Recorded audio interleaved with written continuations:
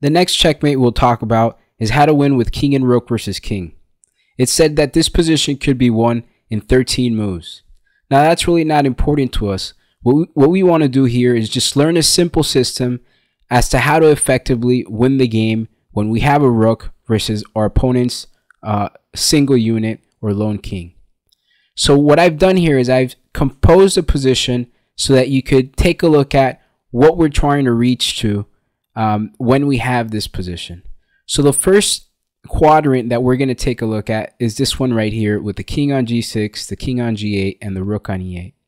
Notice that in this position, the black king is checkmated because he has no squares to move to, and he's also in check by the opponent's rook, and there's no way to block the check or capture the check piece. So that is basically a key position for you to observe right now so that you have an idea of what you're trying to reach to when you're trying to checkmate with king and rook versus king. Now let's take a look at this other quadrant where the king's on c2 and the king is on a1.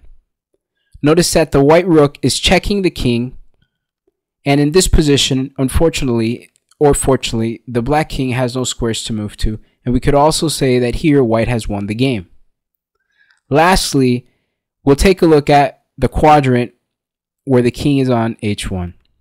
Notice that this is a very curious position because the black king has no squares to move to, but he's not in check. Notice that the rook on g2 very efficiently takes away all the squares from the king, but the king is not being checked, and because of this, this is stalemate, and this is something that we want to avoid when we're trying to checkmate the king with a rook. So now let's move on to some examples.